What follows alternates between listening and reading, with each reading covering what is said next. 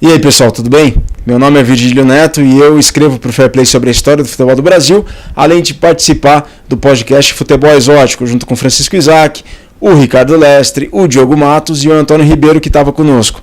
O Isaac me convidou para poder estrear essa rubrica que é o Futebol de Mão Cheia, que está a começar agora, que é para trazer um pouco para vocês do futebol tupiniquim, o futebol jogado em terras brazucas, o futebol pentacampeão mundial, em último em 2002, mas eu vou procurar tratar nessa rubrica um pouco sobre algum fato atual, algum fato insólito do passado, alguma curiosidade também do passado, algum feito histórico e alguma pergunta capciosa que eu vou responder em um próximo episódio. Pois bem, comecemos pelo fato sério a ser abordado da atualidade, que é a eliminação do Brasil no Mundial 2018 lá na Rússia, derrota nos quartos de final para a Bélgica por 2-1. Primeiro de tudo, pela primeira vez na história, não procurou dar desculpas, os brasileiros não procuraram dar desculpas pela derrota diante dos belgas. Admitiu-se a derrota, admitiu-se que os belgas foram amplamente superiores aos brasileiros naqueles quartos de final. E foi feito o convite, a Confederação Brasileira de Futebol fez o convite para que o Tite, Adenor Bach, continuasse à frente do cargo de selecionador nacional. Ele pediu uns dias para poder pensar no assunto. Entretanto, o mesmo convite foi feito para o Eduardo Gaspar. O Edu Gaspar, antigo meia do Corinthians, depois ele foi transferido, jogou algumas épocas no Arsenal de Londres, e ele é o atual gerente de futebol da Confederação Brasileira. Foi feito convite para ele e ele, nessa semana, aceitou continuar o cargo. Pode ser que no momento que vocês estão vendo essa rubrica, o Tite até já tenha aceitado o cargo ou recusado. Mas bom, foi feito o convite para ele, certo?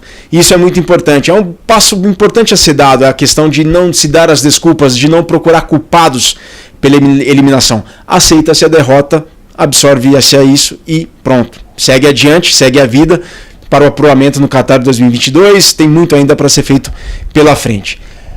Um fato insólito do futebol brasileiro, não é tão insólito assim, tá?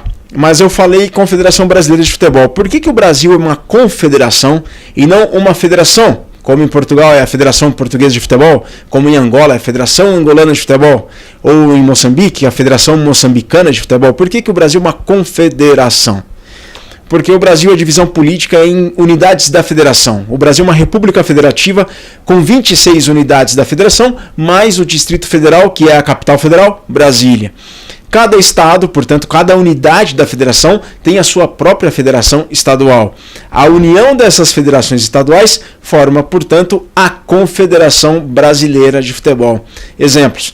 Nós temos no Rio Grande do Sul a Federação Gaúcha de Futebol, nós temos no Rio de Janeiro a Federação de Futebol do Estado do Rio de Janeiro, nós temos em Minas Gerais a Federação Mineira de Futebol, nós temos na Bahia a Federação Baiana de Futebol, nós temos em São Paulo a Federação Paulista de Futebol. A união dessas federações estaduais formam a Confederação Brasileira de Futebol. Confederação Brasileira de Futebol que surgiu tardiamente, surgiu apenas em 1979. Uia, por que será? Porque antes da CBF surgir em 79, havia a CBD, Confederação Brasileira de Desportos, fundada lá no final dos anos 10 do século passado e começo dos anos 20. A Confederação Brasileira de Desportos reunia todas as modalidades esportivas do Brasil. Em 79 ela foi extinta e aí surgiram, cada modalidade teve sua confederação própria específica, entre elas a CBF, Confederação Brasileira de Futebol, que, repito, existe desde 1979. Bom, um fato histórico importante desta semana, esta semana que estamos entre 9 e 16 de julho, um fato histórico importante dessa semana aconteceu em 12 de julho de 1998. O que foi? A derrota. A derrota da seleção brasileira para a França no Mundial de 98. 3-0 para os franceses, no Stade de France, estádio em que Portugal venceu a Euro 2016. O Brasil em 98 foi lá, fez a final contra a França e foi derrotado por 3-0. E teve um fato insólito, agora sim, um fato insólito na madrugada do sábado para domingo que antecedeu a decisão. O Ronaldo Fenômeno, o Ronaldo Nazário, na altura com 21 anos de idade, ele completaria 22 em setembro daquele ano, ele teve uma convulsão no quarto do hotel durante a madrugada. Ele dividiu o quarto com o Roberto Carlos, famoso Roberto Carlos, não o cantor, tá? O atleta. Brincadeiras à parte. O Ronaldo teve uma convulsão, passou mal.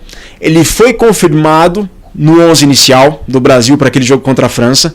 Entretanto, às vésperas, minutos antes da entrada da equipe do Brasil em campo, no relvado, entrou o Edmundo no lugar do Ronaldo. E aí toda a imprensa brasileira, todos os adeptos do Brasil, aliás, acho que todo mundo, literalmente todo mundo, diferente do que falam os brasileiros, né, para todo mundo, é toda a gente, todo mundo ficou pasmo de ver que o Brasil não entrava em campo com o Ronaldo Nazário, em função de uma convulsão que ele tinha tido durante a madrugada. Só que, para piorar a situação, para agravar a situação, ele entra em campo, ele entra naquele jogo, mesmo acho que contra toda a orientação médica, ele entra naquele jogo, só que ele não tem condições para jogar, e ele é substituído durante a partida. Bom, este é um outro fato insólito que eu conto para vocês nessa rubrica Futebol de Mão Cheia. Agora, para finalizar, eu vos deixo um desafio para o próximo episódio de Futebol de Mão Cheia. E o desafio é o seguinte: o Brasil é repleto de clássicos, de derbys do futebol. Agora, o que se quer saber é o seguinte: em número de jogos, qual que é o clássico, qual é o derby mais disputado do Brasil? Não estou falando em termos qualitativos, tá? Estou falando em termos quantitativos, com todo respeito ao derby. Mas estou falando em termos quantitativos, em número de jogos. Qual que é o clássico, qual que é o derby mais disputado do Brasil?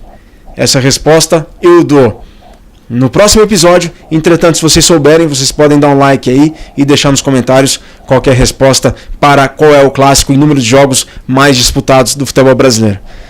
Eu sou o Virgílio Neto, fico por aqui. Este foi o Futebol de Mão Cheia, número 1. Para a semana tem mais. Saudações esféricas e um grande abraço.